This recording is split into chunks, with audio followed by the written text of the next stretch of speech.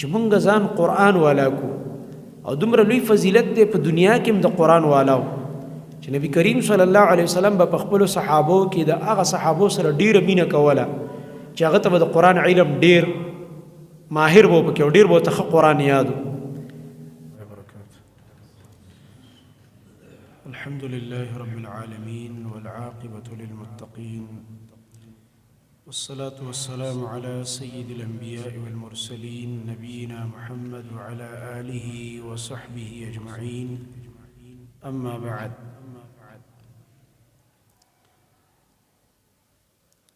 عبد الله بن عباس رضي الله تعالى عنهما روايته ورسول الله صلى الله عليه وسلم فرمائيلي: إن الذي ليس في جوفه شيء من القرآن كالبيت الخارب.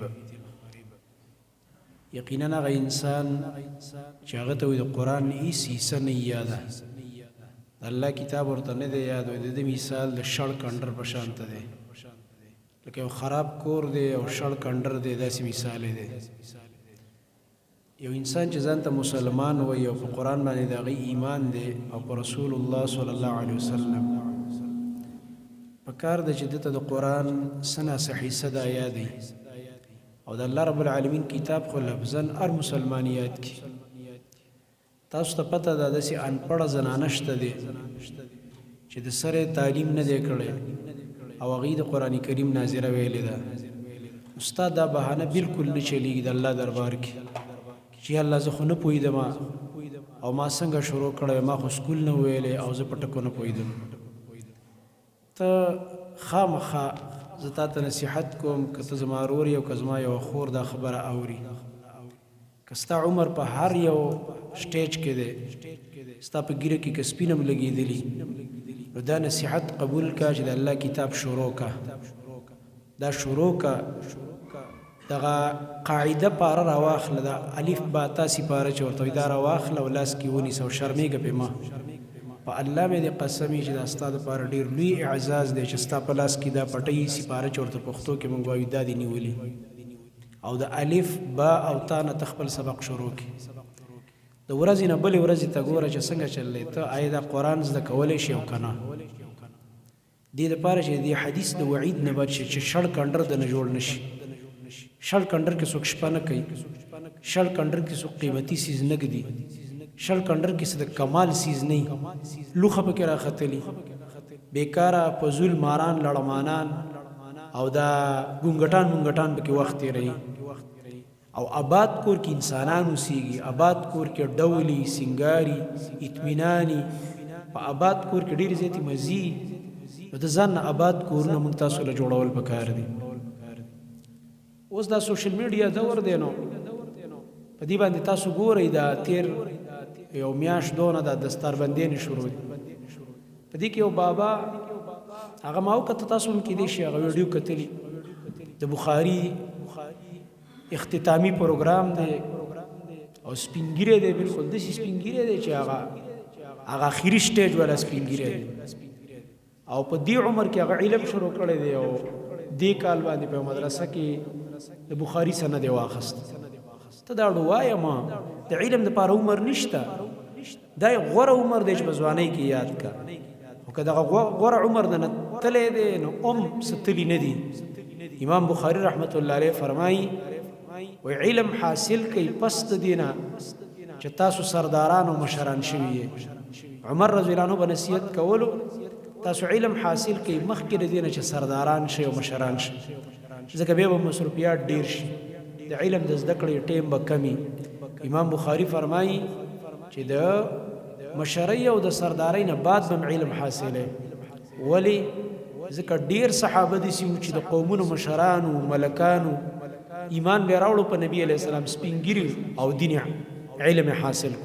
په دې سلفو کې ډېر داسې تېر شوي دي چې هغوی په پوخ عمر کې د 50 کالو نه بعد چا د 80 کالو نه بعد علم شروع کړی دی او د وخت امامان دي جوړ شوي صرف همت جوړول نه دا همت ځان له جوړول دا غټه خبره چې لوړ همت دی چې همت دی لوړ تاسو به داسې زنانه هم لیدلي چې په پوخ عمر کې یو زنانه ذات چې د هغې ذهن د سړو په نسبت کمزوری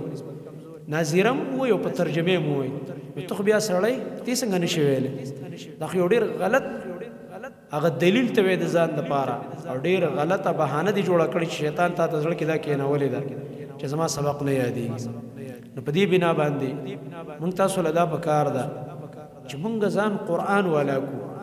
او دومره لوی فضیلت دی په دنیا کې هم د قران والا چې نبی کریم صلی الله علیه وسلم په خپل صحابو کې د هغه صحابو سره ډیره مینه کوله چې هغه ته د قران علم ډیر ماهر وو پکې ډیر وو ته قران یاد ابي ابن كعب رضی الله عنه نبی علیہ الصلوۃ والسلام تاسو کړهلو چې په قران کریم کې ټول عظیم الشان آیت کم یو دی امتحان ته اخست او د الله نبی فرمایي واقرأهم ابي صحابو کې د قران خلصتون کې ابي ابن كعب دی کله قران به لوست ماهر پکې هغه زمانه کې به قاری عالم د قران ته وي اوس قاری هغه چې تش الفاظ ویل شو په معنی نه پوي هغه زمانه کې به اصطلاح د سلف دا و چې اقرأهم اعلمهم چې قاری سے بو عبا عالم ناغور ته جو ما آیت الکرسی ما تعظیم شان یتخکاری د الله نبی صلی الله علیه وسلم ورلا په دې سینه کې د مینې نه سوک ورک او ورته او فرمایل ليهنك العلم ابو المنذر ستا علم دی مبارک شتا تا ابو المنذر دا غي اسم کنیت نبی صلی الله علیه وسلم قران کریم په علم مبارکی ورکړل او دا هغه ابي ابن كعب دی چې حدیث د بخاری کې راځي نبی کریم صلی الله علیه وسلم د دروازې ته ورغ د دروازې واله بهر روزي حیران شو د الله نبی او زما کور ته راتلل کستا کور دروازې ته یو غټ شیخ خودريږي اچانک راشي څومره به خوشاله سبب ټول دنیا خبر کې فیسبوک کې هم یو پوسټ ولګي چې الحمدلله بیګایا پرون زما کور ته شیخ صاحب راغی ډیر خوشاله او بي دعوت راشي تا ورته دعوت هم نه ورکړ اچانک د دروازې ته ودرېږي دروازه تاسو سره مې کار دی او بیا چې د الله نبی د چا کور ته راشي نو ابي ابن كعب چې راوته د الله نبی تاسو زما کور ته څنګه را پیښه وکړه رسول الله صلی الله علیه وسلم ته فرمایي الله راولېږل مستقبل ګور ورته الله رب العالمین قران ولو سره څومره مینه کوي د نبی علی السلام یو طالب علم دی د مدرسې خو چې په قران کې تکړه دی الله خپل پیغمبر ته وتی دروازې لاړ شي وسد پر الله راولېږل وای ما ته ویل چې تلاړ شو ابن كعب ته سوره البینه تلاوت وکړه كم چې اخیری پارا کې دی لم يكن الذين كفروا من اهل الكتاب والمشركين منفكين حتى تاتيهم البينه الى اخر السوره دي كده صحابي حيران شو وي او سمان الله اي الله زمان نوم تاسو ته واخستو وي او الله رب العالمین را تستانو مخسته دي نو دا صحابي د ډیره خوشالۍ نه په جړا شو ډیره و جړلې چې الله رب العالمین د الله پیغمبر ته زمانو واخستو د الله نبی زما کور ته راغی دا یو اعزاز چې الله دل ورکو او د نبی صلی الله علیه وسلم دا ورته دې سره د شاګرد او سلل وړيږي دا یو اعزاز کله کله یو قابل شاګرد استاد ملاقات لرازي ځکه چې استاد ته پته دا زما قابل شاګرد دی دا به مخکې زما د علم مخکې وړاندې بوزي او دا به زما د علم بهترین انداز سره سمبالي نو دا د قران والا اعزاز عبد الله ابن عباس په قران کې ډېر ماهر د نبی عليه السلام د ترزوی نبی عليه السلام ورته تهجد په وخت کې دعا کړې و د کورونو د بنگلو دعای ورته ونه کړه د زمکو د جیدادونو دعای ورته ونه کړه دا دعا وکړه یا الله دا زما د ترزوی په قران باندې پوهه کې یا الله ستا په کتاب کې ورلا مهارت ورکې عبد الله ابن عباس هغه انسانو چې د نبی کریم صلی الله علیه وسلم په زمانه کې وړو کې الکو او بیا چې د عمر رضی الله عنه دور خلافت راغی د کشر صحابو کې د کشر دی ځکه چې کله هجرت د مدینه کې د دوی ز په ماشومانو کې مداله ماشومونه بالغ ز او زما مور موږ هجرت نشو کولای چې قران کې الله رب العالمین کم کسان ذکر کوي چې لا یستطيعون ضربا فی الارض د هجرت دغه نشي کولای سفر نشي کولای لا يهتدون حيله څنګه ایت ولا يهتدون سبيلا اغايت ايتم سمونا غير قاهيان څنګه لا يستطيعون حيله ولا يهتدون سبيلا ذا نه طاقت لري د چل چې یو چل وکړي چې په څنګه به مدینې ته ځان ورسوي. ولا يهتدون سبیلا، نور ته د مدینې لاره معلومه ده.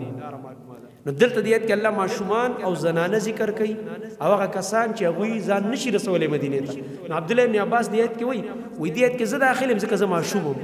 او زما مور پکې داخله ځکه هغه زنانه وه د مدینې لاره ورته نه وه معلومه. نو وایي ګوره موږ معذور الله ګڼلي چې دا کسان که هجرت هم نه کړي الله معاف کړي ځکه دوی تللی نشي. ماشومان دي، زنانه دي، لاره ورته معلومه نه ده، لرې لاره ده. هغه زمانې خو ګاډي نه و. اوس خو ته پاکستان نه هم لاړ چې اسانه ده، ګاډي ته ووایې زه ګاډي والا ته مدینې ته ځم وبه دې رسوي. روډ دی، هغه وخت روډونه نه وو، خانو مزلې وې، سختې مزلې وې، لوږې تندې وې، 10 ورځې مزل و. 9 ورځو کې به انسان د مکې نه مدینې ته رسېده، مدینې نه مکې ته راتلل. دا عبدالله ابن عباس د عمر رضی الله عنه زمانه کې وړوکی هلک و، د هغه چې کله حکومت و، خو دی به یې د ځان سره په مشوره کې کېنولو کوم چې د هغه ارکانو د مشورې صحابه غټ غټ. نو بعضې صحابه وو په دې عبدالله ابن عباس رضی الله عنهما باندې داسې لږ د ناراضګۍ اظهار وکړو، د کینې د وجې نه، د حسد د وجې نه. خو ډکې دا راغله چې د ده په شان خو زموږ واړه واړه زامن هم شته، بیا په کار چې زموږ بچي هم دلته ناست دي په مشورو کې، او دا خو ډېرې اهمې مشورې دي چې واړه هلکان پکې کېنول نه په کار، دا خو وړوکی هلک دی ناتجربه کاره. نو عمر رضی الله عنه ته چې دا شکایت ورسېده، هغه په دې زړه کې ویلې چې زه به دې صحابو ته د دې هلک مرتبه ښیم چې دا هلک کشر دی او زه ځان سره ولې کېنوم په دې غټ غټ مشورو کې. نو بله ورځ یې تپوس وکړلو، غټ غټ صحابه ناست دي، مشران کبار صحابه، لوی لوی علمونو والا او د علمونو غرونه دي. نو تپوس یې وکړو یاره دا سورت چې کوم دی اذا جاء نصر الله والفتح، اسی تاسو څه وایئ چې دې کې څه خبره ده؟ الله رب العالمین دې صورت کې څه خبره کوي؟ صحابه ورته ویلې، یو ویلې مشران صحابه چې دې کې زیره دی چې الله مکه فتح کوي، او ویل دا خبره خو پکې شته، دا خو ما ته هم پته د الله مددونه به راځي، زیری دی او فتح به راځي، مکه به فتح کېږي. بل ته یې ویلې، هغه ویل یاره دې کې دا زیری دی چې خلک به دین ته ډلې ډلې راننوځي. ورأیت الناس یدخلون فی دین الله افواجا، ته به ګورې خلک به د الله په دین کې ډلې ډلې راننوځي. د صحابو دشمنان وایي څلور کسان مسلمانان پاتې شوي په صحابو کې، الله وایي ډلې ډلې دی، وایي څلور. نو موږ د قرآن ومنو که ستا دا بکواس ومنو؟ موږ د الله کتاب منو. صحابو ته الله فوجونه ویلي دي، دا فوجونه به دین ته راځي، دین ته فوجونه راغلي دي، نبي علیه السلام باندې ایمان راوړی. ستا بکواس ته پکې حاجت نشته، ته صحابو باندې نعوذ بالله کفر پتوې لګې، ته په خپله غټ کافر یې. په الله مې د قسم چې څوک د ابوبکر صدیق ایمان نه مني، والله چې دا د یهودي او د نصراني او د مجوسین هم غټ کافر دی، په قسم سره مې درته وویل. ته د ابوبکر صدیق ته مؤمن نه وې، موږ به تا ته مؤمن وایو، او ته د عمر رضی الله عنه ایمان نه مني، موږ به تا ته ایمان والا وایو. په الله مې د قسمې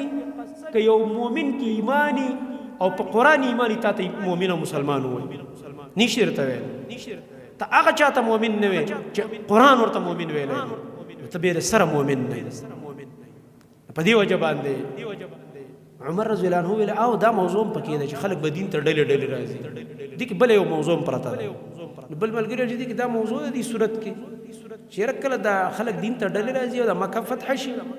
نو بیا ذکر ډېر کوئ، د الله د شکر په طور، فسبح بحمد ربک واستغفره انه کان توابا، د الله تسبیح او حمدونه او استغفار وایه. دا خو هغه ظاهري مضامینو دغه کې پراته ویل، بالکل دا منم، دا پکې شته، نور پکې څه شته؟ صحابه دغه خبرې دي پکې. نو دې وخت کې عمر فاروق رضی الله عنه عبدالله ابن عباس ته مخ راوړه، هلکه ته وایه شابه دې صورت کې څه دي؟ دې صورت کې هغه داسې یو خبره وکړه چې د سره پکې ظاهره کې ښکاري نه، دې ته وایي رازونه د قرآن، اسرار القرآن، حکم القرآن، د قرآن حکمتونه. وایي چې دې صورت کې د نبي علیه السلام اجل دی، وایي اوس د اجل او د مرګ خبره د سره په دې صورت کې نشته. دې ته وایي د قرآن پر راز پوهېدل، قرآن کریم باندې جوړ علم حاصلول. وایي څنګه پکې د نبي علیه السلام اجل دی؟ وایي داسې پکې اجل دی چې الله رب العالمین خپل نبي هم دې دپاره راوستی و چې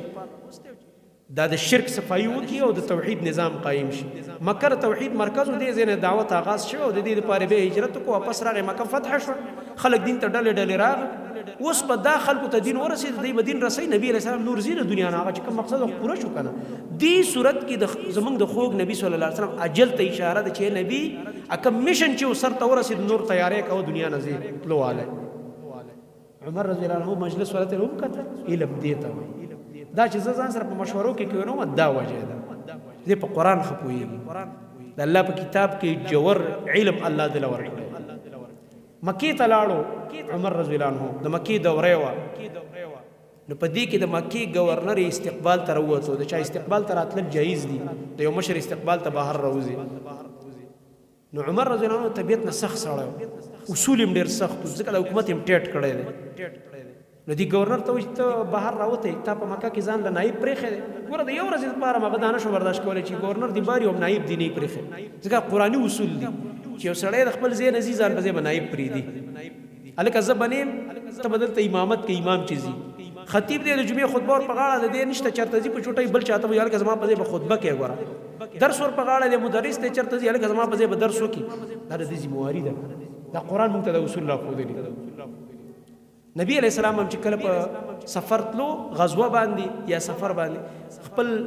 مسجد کې به یو کس نائب مقرر تر دې پورې چې یو ړوند صحابي عبد الله ابن ام مکتوم هم سوزله د خپل ځان په ځای باندې نائب مقرر کړی چې ورته به خلکو ته جمع پړاوي